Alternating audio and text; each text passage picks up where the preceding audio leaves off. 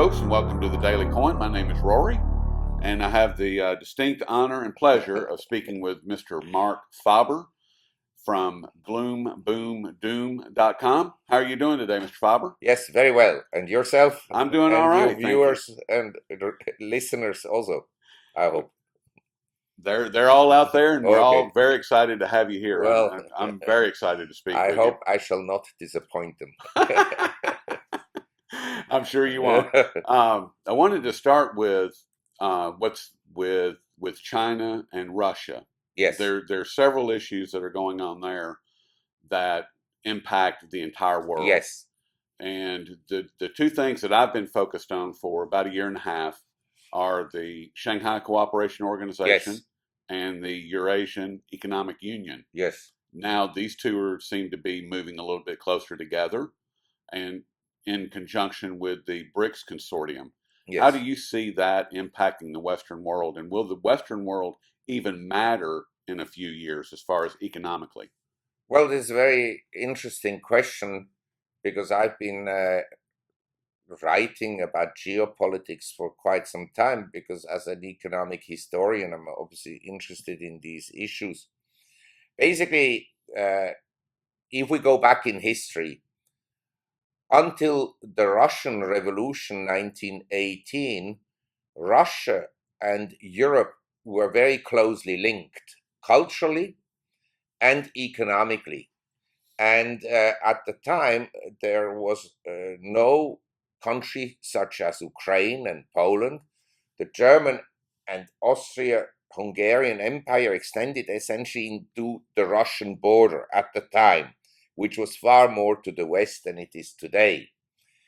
And in 1905, it was interesting, there was a man in Britain, Halford Mackinder. He wrote basically who would control the hinterland, that is basically the territory between Eastern Europe and Far East Russia, that he called the heartland.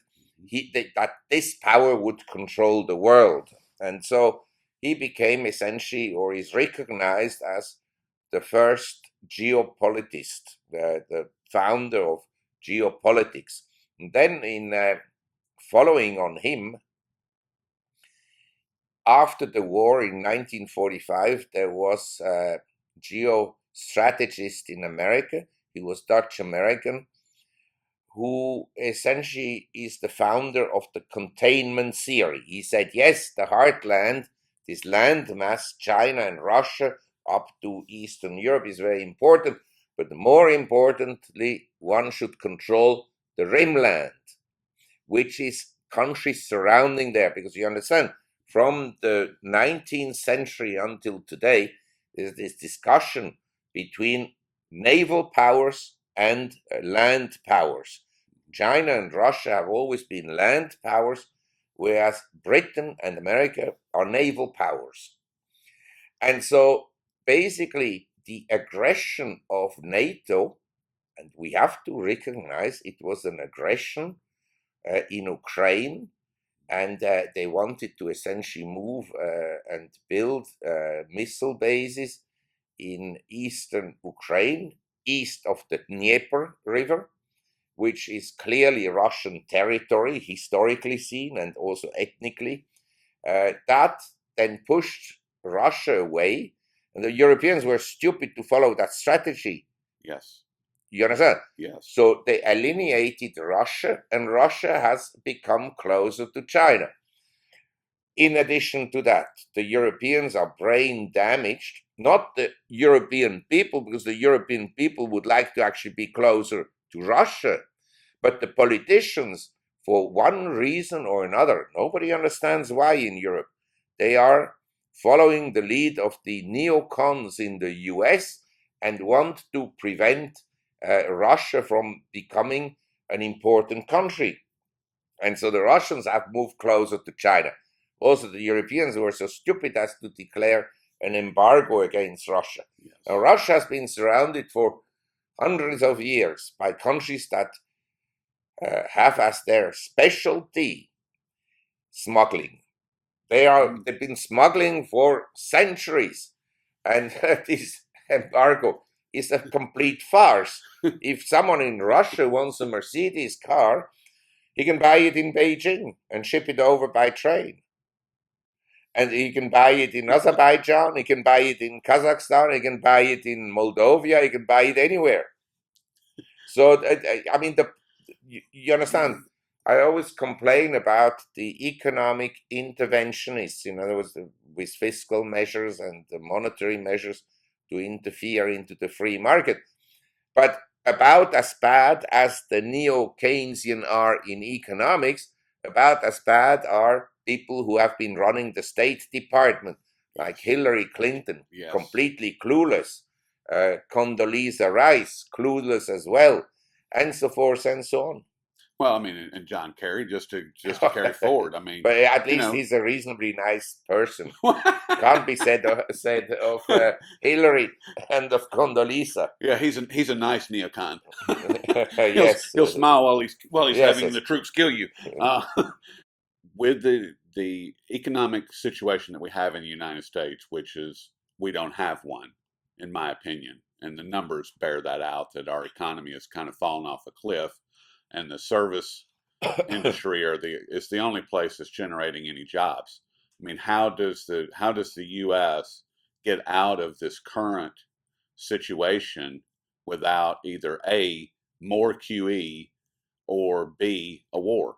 I mean, is there anything Well, else? the problem is that when the US went into World War II, credit as a percent of the economy was maybe around 110%. Okay. Now it's close to 300%. So you understand, to finance a war is going to be, well, they will depend on more money printing. That for sure. They just have to turn it up as they've done under Bush. I mean, the whole credit has risen dramatically and the government debt has risen dramatically. And one day it will come and be very negative, because obviously the US pension funds, both private pension funds and especially the state pension funds, are grossly underfunded. Not a little bit, grossly underfunded. Yes. So either benefits will have to be cut. In a democracy where everybody wants to get as big a share of the pie, it's going to be difficult to tell your parents and my parents and all the retirees, look, next month you'll get 10% less pensions, because then the economy will really tumble. And to increase taxation is not working very well above a certain level. Yeah, I mean, we're already seeing stresses and strains with Yeah, look at what's sure. happening in Illinois. Yes. I mean, So in my view, the Fed will have to continue to print money. This is not what I recommend, but this right. is likely what will happen. And And then the value, of course, of paper currency goes down over time. Question is against what? I think against precious metals and against probably real estate in selected areas, and maybe against the one or the other foreign currency. and speaking of currencies being devalued, coming back to China, they have been. I heard someone. I wish I could remember who it was, but here at the conference, at the New Orleans Investment Conference, someone said that China has dumped the equivalent of about 12% of their U.S. holdings, of their reserve holdings or treasuries, and if there's nobody buying our bonds, how much longer is it going to be before anybody even wants to use the dollar Yes, anywhere? correct. But the Fed can implement QE4 and buy more. You understand? That's what I'm saying. But Basically, these clowns at central banks, uh, they're playing with other people's money. You know, it's yes, not their money on the line. right. And when they get sacked or when they retire, they go and advise Goldman Sachs, who they fed information, inside information already before. So they get a nice pension from Goldman Sachs or anybody else, as in the form of consulting fees and so forth. It's all a game. It's all dishonest. That's why I think the system will not survive forever. But it can survive for another 5 years or so. And then we have, the longer this goes on with fiscal spending and deficits, budget deficits, and money printing, the more vulnerable the system becomes. Is the yuan renminbi being included in the SDR? Is that any impact, or is that just political grandstanding? I think that obviously over time, if you look at the history of major currencies since the time of the Romans, basically the Roman coins were the accepted currency at the time of Jesus Christ and so forth. And later on, we had the first major international currency was a Portuguese, I forgot what they called it, peseta or whatever it is. And then the Spanish currency, and then basically the British pound, and then the US dollars. But reserve currencies or global currencies, they don't last forever. Okay. And given the fact that in many sectors the Chinese economy is now much larger than the US economy, and that China has become a trading partner of over 120 different countries, whereas the US is just the largest trading partner of 74 different countries. Given these facts, I believe that over time, the role of the US dollar will diminish and probably be replaced at some point in the future by new currencies, or the mess could be so bad that eventually the world will go back to some kind of a gold standard. Which was going to be my next question. Do you see either the yuan or the Russian ruble or some form of Eastern currency being gold backed in the not Yes, too distant but I future? think also in the Western world, because I've noticed this uh, prior to 2000, there were only two or three economists, including myself, that were concerned about the excessive credit growth in the United States, and also about rapid monetary growth, but especially credit growth. Then we had the Nasdaq collapse, and then what they did is the neo-Keynesian, they actually advocated the creation of a housing bubble, with people like Krugman saying a housing bubble would help the economy a lot. Bubbles are a disaster for the typical man on the street, for the median household. Right. It destroys wealth, it doesn't create wealth. And then we were critical about the Fed, and then the 2007 crisis happened. But then the media was able to turn the crisis and make actually Ben Bernanke a hero. Called him that. They called him a hero, yes, for having essentially saved the global financial system. I'm not sure the financial system is worth saving, with the bankers who lost tons of money and had to be bailed out by the government, taking record bonuses. Something is wrong in the system, but this is this crony capitalism, the link between government and the banking sector and the Fed. They're all linked together. Sounds kind of Anyway, criminal. of course, it's criminal. But who isn't criminal among the politicians in the US?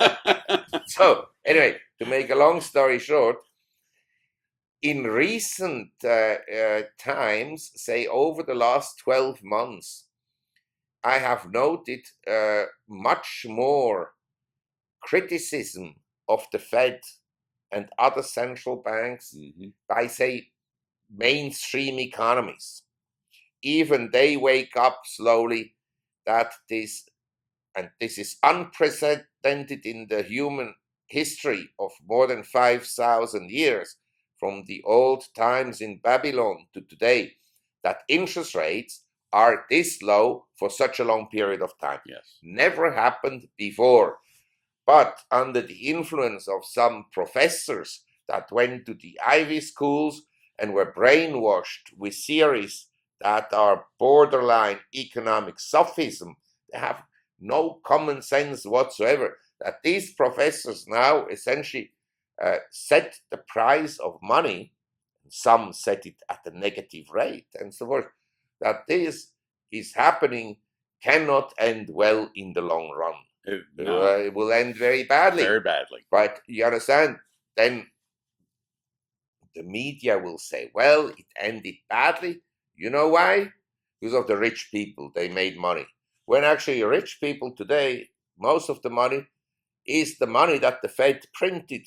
It trickled down to the poor people, to the waiters and the barmen and so forth, but it has trickled down. The big went into asset price increases, so they became very rich. So the Fed is responsible, not the rich people. The rich people will be blamed. And when that also fails, because the rich people, even if they give all their wealth, it won't help by that time. Then the Fed will say, you know what? The reason all this failed is because some people are hoarding gold. Yes. And then they'll go after honest people that have some gold coins and gold in their safes or in their homes, and they'll take it away. And that's why I'm telling everybody, yes, you should own physical gold, platinum, silver, but you have to store it outside the US. And not in Europe, which is run by Draghi, who is getting his orders from the Fed. Yes. And not in Switzerland, but say in Asia. Maybe in Shanghai, maybe in Hong Kong. Anywhere, Yes. anywhere that's east of here. Okay. Well, we've been speaking with Dr. Marc Faber from gloomboomdoom.com, and I certainly appreciate all your time today, Dr. Faber. And is there anything you would like to leave the audience with? No, thank you very much. The last thing I want to say, nobody knows how the world will look like in 5 years' time. Because to make predictions about markets is very difficult, but it's impossible to make any predictions when the markets are manipulated by a bunch of clowns in central banks around the world. Yes. And so you have to be diversified. You have to own some real estate, some equities, maybe some bonds and cash, and some precious metals. And I would essentially look at the world as becoming extremely competitive because we have over 3 billion people coming out of China, India, and other countries being now educated. And these people are hungry and willing to work at any cost. So they'll work a lot. And the comfortable living that you and I may have enjoyed in our youth, because don't forget the US from 1800 to say 1960, 1965, every generation was richer than the one before. Yes. And now we have in the Western world, in Western Europe and in the US, a generation of young, they will earn less than their parents and die poorer than their parents. Courtesy of the Federal Reserve and of the interventionists. The criminals. The criminals, yes. Well, Dr. Faber, I certainly appreciate all your time, and I hope that we can do this again in the future.